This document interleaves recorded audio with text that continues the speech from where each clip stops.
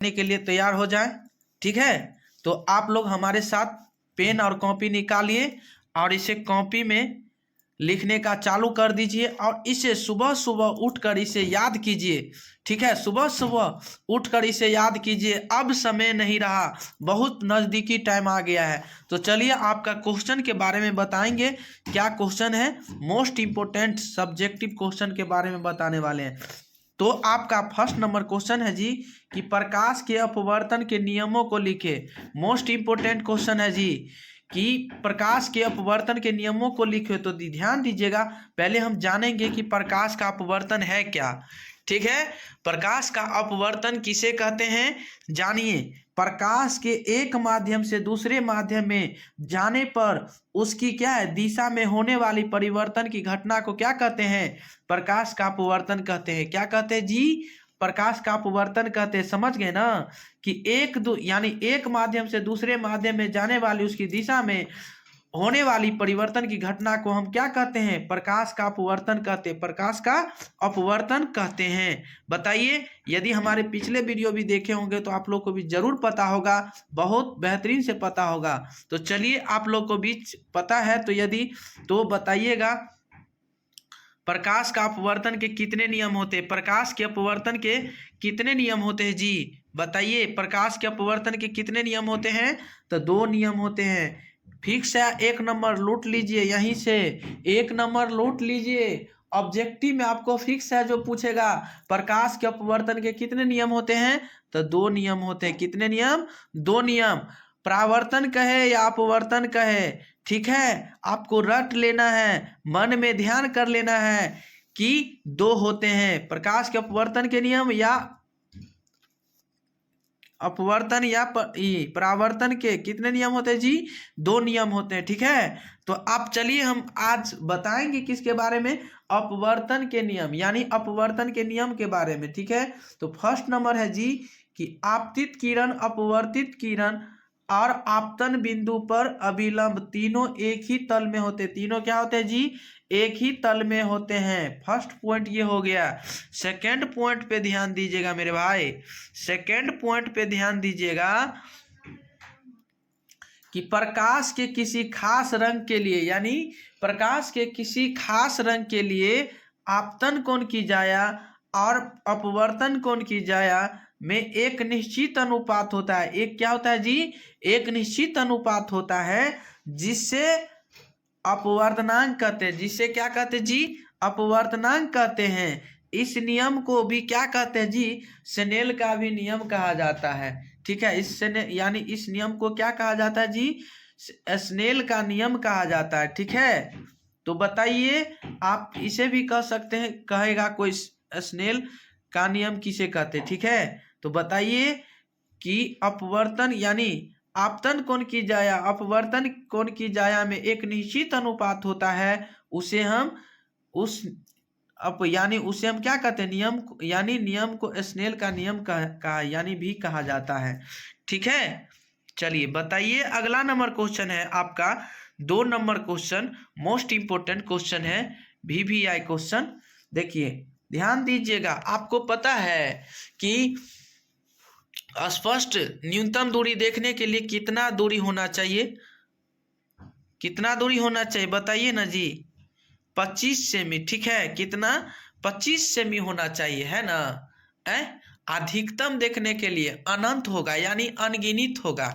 पता है, इतना चीज तो पता है, फिक्स है कि आपको ऑब्जेक्टिव में अबेटा करता है। ठीक है, एगो न्यूनतम दूरी पूछेगा तो आपको 25 cm में मारना है, और अधिकतम दूरी जब ये कहेगा तो आपको क्या मारना है? पता है क्या मारना है? क्या मारना है बताइए? अनंत मारना है, यानी अनगिनत मारना है। तो चलिए, आपका क्वेश्चन क्या कर रहा है कि सामान्य नेत्र 25 सेमी से निकट रखी वस्तुओं को यानी सुस्पष्ट क्यों नहीं दिख यानी पाते हैं? तो बताइएगा कि देखिए, 25 सेमी की दूरी पर रखी वस्तुओं को आंख स्पष्ट रूप से देखता है। क्या है? 25 सेमी की दूरी पर रखी वस्तु को आंख क्या है? स्पष्ट रूप से देखता है। लेकिन 25 सेमी से कम निकट, यानी 25 सेमी से कम निकट रखी वस्तुओं का प्रतिबिंब दृष्टि पटल पर स्पष्ट रूप से, ठीक है ना। चलिए समझ गए होंगे आप लोग, कॉपी में भी नोट कर लीजिए। और ऐसा वीडियो पाने के लिए हमारे साथ कंटिन्यू जुड़े रहें। और साथ ही साथ आप लोग इसे सब्सक्राइब नहीं किए हैं तो आप लोग इसे सब्सक्राइब कर लीजिए और लाइक कर लीजिए, ताकि जब जब लाइव क्लास आऊं तो आप लोग को भी जरूर मिल सके, ठीक है। तो चलिए बताते हैं अगला नंबर क्वेश्चन के बारे में, ध्यान दीजिएगा। नहीं बनता है अतः मानव वस्तु को स्पष्ट रूप से नहीं यानी देख पाता है, ठीक है। बताइएगा मेरे भाई, 3 नंबर क्वेश्चन है आपका मोस्ट इंपोर्टेंट क्वेश्चन, कि आप पढ़िएगा कि गोलीय दर्पण द्वारा सूर्य के प्रकाश में किसी कागज के यानी कतरन को कैसे जलाया जा सकता है, यानी कतरन को कैसे जलाया जा सकता है। बताइए, उत्तर में लिखिएगा। गोलीय अवतल दर्पण के परावर्तक सतह को सूर्य से आने वाली किरणें के सामने रखा जाता है। सूर्य से यानी चलने वाली समांतर किरणें दर्पण से यानी परावर्तित होकर फोकस पर, यानी फोकस पर क्या करते हैं, फोकस पर बताइएगा, फोकस पर अभिसरित होती हैं। अगर अवतल दर्पण के फोकस पर कागज के कतरन यानी कतरन रख दिए जाए तो यह जल उठता है, क्योंकि समांतर किरणें एक बिंदु पर यानी अभिसरित होती हैं और काफी यानी ऊष्मा उत्पन्न करती है, ठीक है ना, उत्पन्न करती है, ठीक है। बताइएगा, कागज का कतरन यानी दर्पण के फोकस पर रखने पर जलने लगता है, ठीक है। दर्पण के फोकस पर क्या होता है, उसे रखने पर ही जलने लगता है। तो चलिए अगला स्टेप, अगला नंबर क्वेश्चन के बारे में बात करते हैं जी। बताएंगे, मोस्ट इंपोर्टेंट क्वेश्चन है। बताइएगा, 4 नंबर क्वेश्चन है आपका, आभासी यानी आभासी प्रतिबिंब क्या है जी। आप जानेंगे, ध्यान दीजिएगा कि आभासी प्रतिबिंब है क्या। तो बहुत आसान तरीका से बताएंगे। आभासी प्रतिबिंब किसी स्रोत से आने वाली यानी आने वाला प्रकाश परावर्तन या अपवर्तन के बाद एक बिंदु पर नहीं मिलती है, बल्कि परावर्तित अपवर्तित किरणों को पीछे बढ़ाने पर एक बिंदु पर क्या होते हैं, मिले तो आभासी प्रतिबिंब बनता है। यह प्रतिबिंब हमेशा सीधा और पर्दे पर लेना असंभव है, ठीक है। यह प्रतिबिंब जो है हमेशा सीधा पर्दे पर लेना असंभव है, ठीक है ना। चलिए अगला नंबर क्वेश्चन बताएंगे जी। 5 नंबर क्वेश्चन के बारे में बताएंगे, ध्यान दीजिएगा। आपका क्वेश्चन है, अवतल दर्पण, उत्तल दर्पण और समतल दर्पण को छूकर एवं बिना छुए हुए कैसा पहचान करेंगे, ठीक है। तो बताइएगा, ध्यान में रखिएगा, ध्यान में आपको रट जाइए, इसे भूलना ही नहीं है। ऐसा याद कीजिए कि आप जब तक आपका घेट में प्राण है तब तक आपको याद होना चाहिए। याद ऐसा कीजिए कि आप थोड़े देर के लिए याद कर लें और भूल गए, तो ऐसा याद नहीं करना है जी। ऐसा तरीका से याद कीजिए ताकि आपको प्रॉब्लम ना आवे, दिक्कत ना आवे, कठिनाई ना आवे, ठीक है। चलिए तो बताएंगे, अवतल दर्पण को छूने पर पता चलता है कि इसका परावर्तक सतह नत होता है। उत्तल दर्पण का परावर्तक सतह उभरा होता है, क्या होता है जी, यानी उभरा होता है। समतल दर्पण का परावर्तक सतह समतल होता है, क्या होता है, समतल होता है। बताइएगा, तीनों दर्पणों के फोकस के भीतर एक वस्तु पिन को बारी बारी से रखा जाता है। तो जिस दर्पण में वस्तु पिन का प्रतिबिंब आभासी सीधा और बड़ा दिखाई पड़े वह अवतल दर्पण है। क्या है, आपको पता है, कह दिया जाए, रोगियों नाक कान जो देखने के लिए जो किस दर्पण का उपयोग किया जाता है? छोटे चीज को बड़ा देखने के लिए आपको किस दर्पण का उपयोग किया जाता है? तो वो चीज जो है अवतल दर्पण। किसी मनुष्य का आंख खराब हो जाता है तो चश्मा कौन सा पहनता है पता है? अवतल दर्पण का ही पहनता है, ठीक है। और जिस दर्पण में वस्तु का प्रतिबिंब आभासी, सीधा, छोटा दिखाई पड़े वह उत्तल दर्पण है। जिसमें छोटा दिखने के लिए हो उस किस दर्पण का उपयोग किया जाता है? उत्तल दर्पण का। किस दर्पण का? उत्तल दर्पण का उपयोग किया जाता है। बताइएगा, ठीक है ना। बताइए आप, जिस दर्पण में वस्तु का प्रतिबिंब आभासी, सीधा और वस्तु के आकार के बराबर दिखाई पड़े वह क्या आप समझ लीजिएगा कि वो समतल दर्पण है। क्या जी? समतल दर्पण है। समझ गए होंगे, उम्मीद करते हैं आप लोग बहुत अच्छे से, ठीक है ना। अब दाढ़ी बनाने में किस प्रकार का दर्पण का उपयोग किया जाता है? तो अवतल दर्पण का उपयोग किया जाता है, ठीक है। समझ गए होंगे, उम्मीद करते हैं। आप कह दिया रोगियों नाक कान देखने के लिए किस दर्पण का उपयोग किया जाता है? तो बताइए, अवतल दर्पण का उपयोग किया जाता है। ध्यान में रख लीजिए, ऐसा ध्यान में रख लीजिए ना कि दोबारा आपको याद भी ना करना पड़े। एक बेर याद कर लिए आप उस एग्जाम में गर्दा गर्दा उड़ा दीजिएगा। फिक्स है कि क्वेश्चन रहबेटा करता है, रहबे करेगा, ठीक है ना। आज से ही मेहनत कर ले मेरे भाई। जो भी सोए हैं जग जाइए। जो जगा वही सीखा, जो नहीं जगा वो क्या सीखेगा मेरे भाई। का पीएच मान होता है 7 से अधिक को होता है क्षार, 7 से कम को होता है अम्ल। तब आप समझ गए होंगे कि अम्ल किसे कहेंगे? जिसका पीएच मान 7 से कम होगा वो अम्ल होगा, जिसका पीएच मान 7 से अधिक होगा वो अम्ल नहीं होगा, क्षार होगा। तो बताएंगे आप, यहाँ पर शुद्ध जल का पीएच मान 7, बी में दे अम्ल का पीएच मान 7 से कम, सी क्षार का पीएच मान 7 से अधिक, डी लवण का पीएच मान 7 के बराबर होता है। अम्ल एवं क्षार एक दूसरे को उदासीन करती है। अम्ल एवं क्षार क्या करते हैं? एक दूसरे की उदासीन करती है। नेक्स्ट बताएंगे, प्रबल अम्ल किसे कहते हैं? क्वेश्चन नंबर 16, प्रबल अम्ल किसे कहते हैं? वैसे अम्ल जो जल में घुलकर पूर्णतः आयनित होकर हाइड्रोजन आयन प्रदान करता है उसे प्रबल अम्ल कहते हैं। वैसे अम्ल जो जल में घुलकर पूर्णतः आयनित होकर हाइड्रोजन आयन प्रदान करता है उसे प्रबल अम्ल कहते हैं या कहा जाता है। जैसे हाइड्रोक्लोरिक अम्ल फॉर्मूला HCl, नाइट्रिक अम्ल HNO3, सल्फ्यूरिक अम्ल HNO3, सल्फ्यूरिक H2SO4। पूछेगा आपको 2 प्रबल अम्ल का एग्जाम्पल दे, 2 प्रबल अम्ल का एग्जाम्पल दीजिए तो क्या होगा? हाइड्रोक्लोरिक अम्ल या सल्फ्यूरिक अम्ल या नाइट्रिक अम्ल, इसमें से कोई भी आप दे सकते हैं। नेक्स्ट बताएंगे, पढ़ेंगे दुर्बल अम्ल किसे कहेंगे? दुर्बल अम्ल किसे कहते हैं? वैसे अम्ल जो जल में घुलकर आंशिक रूप में आयनित करता है, आंशिक रूप से क्या घुलकर आयनित करता है, दुर्बल अम्ल कहलाता है। जैसे कार्बनिक अम्ल H2CO3, एसिटिक अम्ल CH3COOH। ये क्या एसिड कहेगा? 2 प्रबल अम्ल और 2 दुर्बल अम्ल का फॉर्मूला लिखे, रासायनिक सूत्र लिखे तो आप लिख सकते हैं। प्रबल अम्ल में क्या डालेंगे? H2SO4 और HNO3 या HCl भी दे सकते हैं, काम चल जाएगा।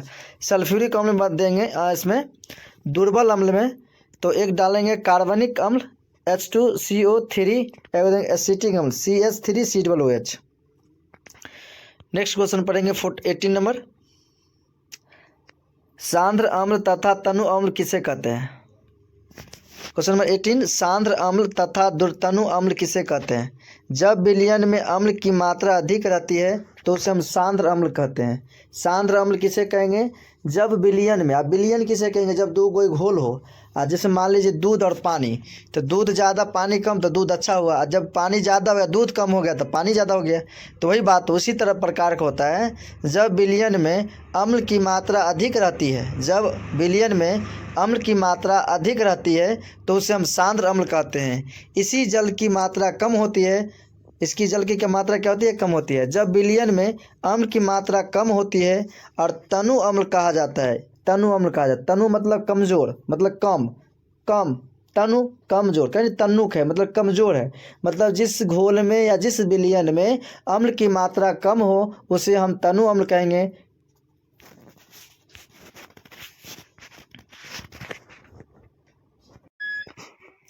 समझ गए? सांद्र अम्ल तनु अम्ल किसे? जिस अम्ल में विलयन में अम्ल की मात्रा अधिक हो उसे हम सांद्र अम्ल कहेंगे, और जिस विलयन में अम्ल की मात्रा कम हो उसे हम तनु अम्ल कहेंगे। चलिए पढ़ेंगे क्वेश्चन नंबर 19,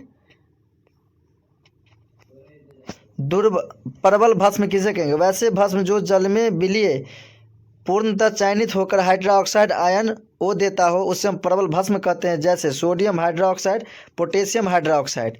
क्वेश्चन नंबर 20, दुर्बल भस्म क्या है?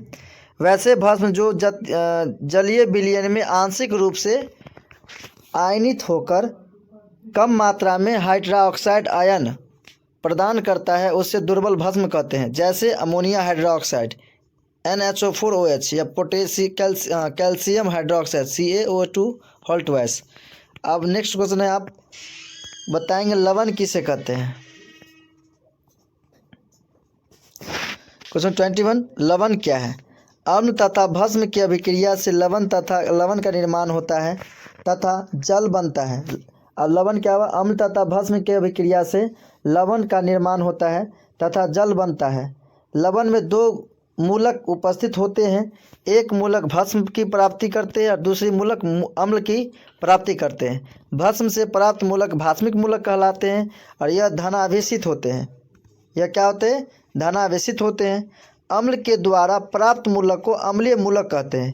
अम्ल के द्वारा प्राप्त मूलक को अम्लीय मूलक कहते हैं तथा ऋण आवेश कहलाते हैं। मतलब भास्मिक में धनावेश और अम्लीय में क्या होगा? ऋण आवेश कहलाते हैं। लवण के 3 प्रकार में बांट सकते हैं, सामान्य लवण, वैसे लवण जिसमें विस्थापित हाइड्रोजन या हाइड्रोक्साइड समूह नहीं होता उसे सामान्य लवण कहते हैं। वैसे लवण जिसमें विस्थापित हाइड्रोजन या हाइड्रोक्साइड समूह नहीं होता उसे हम सामान्य लवण कहते हैं। बी, अम्लीय लवण, वैसा लवण जो किसी भस्म द्वारा अम्ल के उदासीन के द्वारा बनता है उसे हम अम्लीय लवण कहते हैं। उसे क्या कहते हैं? हम अम्लीय लवण कहते हैं। भास्मिक लवण, वैसे लवण जो अम्ल द्वारा उदासीन होकर भास्मिक लवण प्रदान करते हैं उसे भास्मिक लवण कहते हैं। अब नेक्स्ट क्वेश्चन है आपको, धोबिया सोडा बनाने की विधि का वर्णन करें। धोबिया सोडा बनाने की विधि का वर्णन करें। धोने का सोडा का रासायनिक नाम सोडियम कार्बोनेट डेकाहाइड्रेट होता है। कहते डेकाहाइड्रेट होता है। इसका रासायनिक सूत्र Na2CO3 × 10H2। ये पूछेगा आपको, धोबिया सोडा का फॉर्मूला पूछता है बहुत बार, तो Na2CO3 × 10H2 होता है। यह साल्वे विधि द्वारा बनाया जाता है। यह साल्वे विधि द्वारा बनाया जाता है। खाने वाले सोडा को गर्म करने पर सोडियम कार्बोनेट प्राप्त होता है तथा प्राप्त सोडियम कार्बोनेट को जल के साथ अभिक्रिया करने पर धोने वाला सोडा बनता है। समझ गए? साथ अभिक्रिया करने पर धोने वाला सोडा बनता है। ये एक रिएक्शन हुआ, यहाँ से आप सोडियम बना क्या लिखा? Na2CO3 × 10H2, NaCO3 × 10H2। इसको रिएक्शन करके आप बना सकते इधर से। धोबिया सोडा का गुण और उपयोग। धोबिया सोडा का गुण, इसका जलीय विलयन क्षारीय होता है। धोबिया मतलब पाउडर, जिससे आप कपड़ा धोए होंगे या धोते होंगे, उसी को हम बोलते हैं धोबिया सोडा। धोबिया मतलब कपड़ा धोने वाला सोडा। धोबिया सोडा का formula Na2 × CO3 × 10H2O। Na2CO3 × 10H2 इसका होता है फॉर्मूला रिएक्शन। तथा अम्ल को उदासीन बनाता है। जब इसे हवा में खुला छोड़ देते हैं तब यह जल को त्याग कर सोडियम कार्बोनेट या मोनोहाइड्रेट बन जाता है।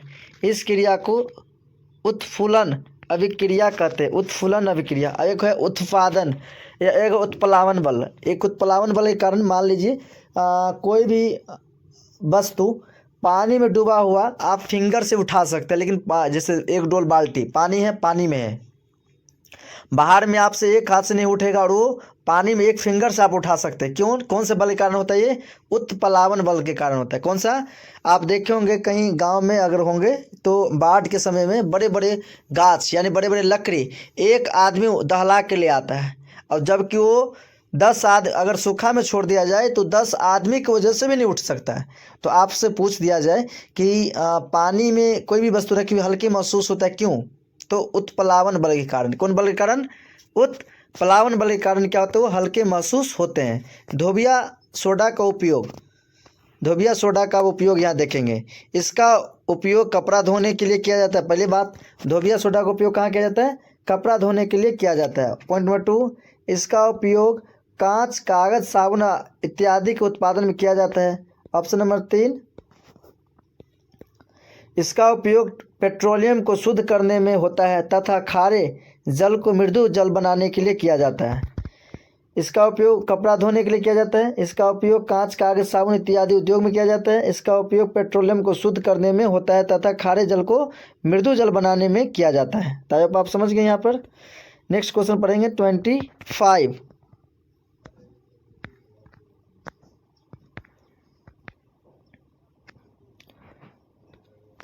व्यंजक चूर्ण का रासायनिक नाम लिखे तथा इनके बनाने का विधि का वर्णन करें। व्यंजक चूर्ण एक रासायनिक नाम है। कैल्शियम ऑक्सीक्लोराइड होता है। क्या नाम है? कैल्शियम ऑक्सीक्लोराइड होता है, जिसका सूत्र CaOCl2 होता है। यहाँ 12 नहीं होगा, CaOCl2। हाँ, Cl2 होता है, CaOCl2। इसे बुझा हुआ चूना भी नहीं, डायरेक्ट इसको अलग बोलेंगे हम। बुझा हुआ चूना भी तैयार किया जाता है इसको। व्यंजक चूर्ण एक रासायनिक नाम कैल्शियम हाइड्रोक्लोराइड होता है, जिसका सूत्र CaOCl2 होता है। बनाने की विधि: ठोस बुझे हुए चूने को 40 डिग्री सेल्सियस पर गर्म करके जब उस पर क्लोरीन गैस प्रभावित किया जाता है तब व्यंजक चूर्ण का निर्माण होता है। जब उससे व्यंजक चूर्ण का क्या होता है? निर्माण होता है। व्यंजक चूर्ण का गुण, व्यंजक चूर्ण का गुण बताएंगे। यह सफ़ेद रंग का चूर्ण होता है तथा इसमें क्लोरीन गैस गंध होती है।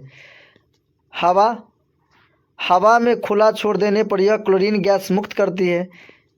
यह कपड़ा तथा कागज के रंजित करता है। रंजित मतलब मान लो जो कोई कुछ लग जाए उसमें इसका गोली रख देंगे तो यहाँ पर फुरी या थोड़ा सा टाइप का बाष्पन जो आने लगता है वो नहीं आएगा। क्लोरीन का ये उपकाम होता है। अब देखेंगे व्यंजक चूर्ण का उपयोग। इसका उपयोग हम कहाँ कहाँ करते हैं? व्यंजक चूर्ण का उपयोग ए में देखिए, इसका उपयोग लॉन्ड्री में किया जाता है। लॉन्ड्री में तो समझे, कपड़ा धोने वाला लॉन्ड्री। व्यंजक चूर्ण का उपयोग कहाँ किया जाता है? तो इसका उपयोग लॉन्ड्री में किया जाता है। पॉइंट नंबर 2, कीटनाशक के रूप में जल को शुद्धिकरण में इसका उपयोग किया जाता है। सी में होता है क्लोरीन एवं क्लोरोफॉर्म बनाने में व्यंजक चूर्ण का प्रयोग किया जाता है। डी, कागज एवं कपड़े के फैक्ट्री में इसका उपयोग किया जाता है। कागज एवं कपड़े के फैक्ट्री में इसका उपयोग किया जाता है। नेक्स्ट क्वेश्चन,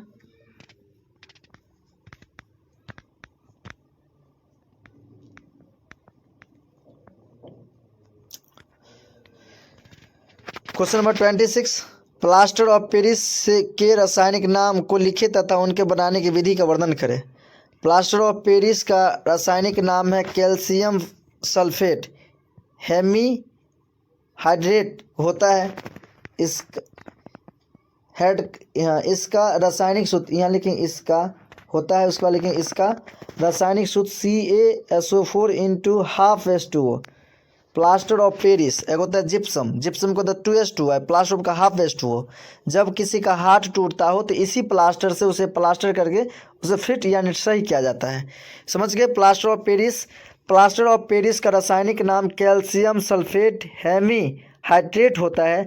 इसका रासायनिक सूत्र CaSO4 × मतलब 1/2 H2O होता है। बनाने की विधि: जिप्सम को तेज़ी से गर्म करने पर यह पूर्ण रूप से निर्जलीय होकर कैल्शियम सल्फेट का निर्माण करता है। मतलब जब जिप्सम को हम तेज़ी से हीट करें यानी गर्म करेंगे तो यह पूर्ण रूप से निर्जलीय होकर कैल्शियम सल्फेट का निर्माण करता है। यह निर्जलीकरण के बाद जिप्सम को 120 डिग्री सेल्सियस तक गर्म किया जाता है, तब प्लास्टर ऑफ पेरिस का निर्माण होता है तथा जल बनता है। समझ गए कि कब ये प्लास्टर ऑफ पेरिस बनता है? जिप्सम को जब तेज़ी से निर्जलीकरण करने के बाद कैल्शियम सल्फेट निर्माण करता है। यह निर्जलीकरण के बाद जब जिप्सम को 120 डिग्री सेल्सियस तक गर्म किया जाता है तब वह प्लास्टर ऑफ पेरिस का निर्माण होता है तथा जल बनता है। जैसे आप देख रहे होंगे यहाँ यह जिप्सम का फॉर्मूला है और इसको हीट करेंगे कितने पर? 120 डिग्री पर हीट करेंगे तो हमें मिलेगा जिप्सम का फॉर्मूला। तो नेक्स्ट देखते हैं प्लास्टर ऑफ पेरिस का उपयोग कहाँ किया जाता है। प्लास्टर ऑफ पेरिस का उपयोग कहाँ किया जाता है? प्लास्टर ऑफ पेरिस के लिए उपयोग टूटी हुई हड्डियों को जोड़ने में तथा पार्थियों में। क्या? टूटी हुई हड्डियों को जोड़ने में। ऑप्शन बी, मिट्टी के बर्तन के उपयोग में। कहाँ? मिट्टी के बर्तन के उपयोग में हम प्लास्टर ऑफ पेरिस का उपयोग करते हैं। क्वेश्चन नंबर 27, कास्टिक सोडा क्या है? कास्टिक सोडा क्या है? आई होप आप लोग कमेंट करके बताएं कि कास्टिक सोडा का फार्मूला क्या होता है। कास्टिक सोडा का रासायनिक नाम सोडियम हाइड्रोक्साइड है। सोडियम हाइड्रोक्साइड है। इसे सोडियम क्लोराइड के संतृप्त जलीय विलयन का विद्युत अपघटन के द्वारा प्राप्त किया जाता है। क्या किया जाता है? प्राप्त किया जाता है। सोडियम क्लोराइड के विद्युत अपघटन के द्वारा एनोड पर क्लोरीन गैस तथा कैथोड पर सोडियम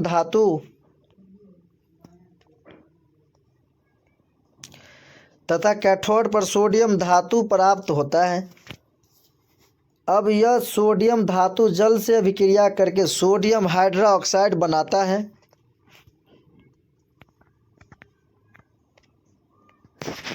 एग्जाम्पल, सोडियम H2O जल NaOH प्लस H2। इस विधि को क्लोर अल्की अभिक्रिया भी कहते हैं। क्लोर अल्कली प्रक्रिया या अभिक्रिया भी कहते हैं। क्वेश्चन नंबर 28, सोडियम हाइड्रोक्साइड का उपयोग। सोडियम हाइड्रोक्साइड का उपयोग कहाँ करते हैं? इसका उपयोग साबुन या सिर्फ बनाने में किया जाता है। इसका उपयोग कागज़ बनाने में किया जाता है। किसका? सोडियम हाइड्रोक्साइड का। सोडियम हाइड्रोक्साइड बनाने में वनस्पति तेल तथा अमोनिया बनाने में किया जाता है। नेक्स्ट क्वेश्चन नंबर 29, खाने का सोडा। खाने वाला सोडा के बेकिंग सोडा भी कहा जाता है। खाने वाला सोडा को बेकिंग सोडा भी कहा जाता है। इसका रासायनिक नाम सोडियम बाइकार्बोनेट या सोडियम हाइड्रोजन कार्बोनेट है। क्या है? सोडियम हाइड्रोजन कार्बोनेट है, जिसका सूत्र NaHCO3 होगा। वो छूट गया यहाँ पर C। इसका फॉर्मूला आप सही कर लेंगे। NaHCO3 sodium bicarbonate CO3 NaHCO3 लिख लीजिए। यहाँ पर क्या होता है? NaHCO3 NaHCO3 क्या होता है? CO3 होता है। बनाने की विधि अमोनिया गैस से संतृप्त हो सोडियम क्लोराइड के जलीय विलयन में कार्बन हाइड्रोक्साइड गैस प्रभावित करने पर सोडियम कार्बोनेट गैस प्राप्त होता है या सोडियम बाइकार्बोनेट प्राप्त होता है। आपसे पूछ लिया जाएगा खाने वाला सोडा बनाने की बेकिंग सोडा भी कहा जाता है। इसका बनाने का तरीका और फार्मूला को लिखिए। तो आप समझ गए होंगे कैसे बनाया जाता है। ये सोडियम क्लोराइड, ये सोडियम क्लोरीन, यहाँ सोडियम क्लोराइड H2O को जब मिलाएंगे तो Na2 प्लस NH3 कन्वर्ट होगा NaH4 प्लस NaCO3 सी करें, टाइपिंग मिस्टेक सी करेंगे, यहाँ पर हो जाएगा। खाने वाला सोडा का गुण, यह सफ़ेद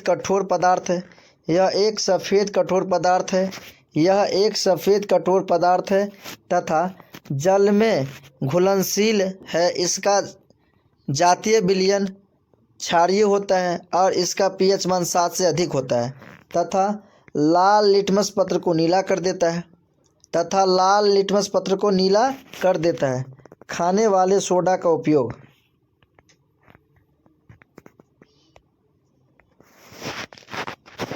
खाने वाला सोडा का उपयोग, इसका उपयोग खाना बनाने में किया जाता है। बी, इसका उपयोग पाव रोटी या केवल बनाने में किया जाता है। इसका उपयोग औषधि बनाने में किसका? खाने वाला सोडा का।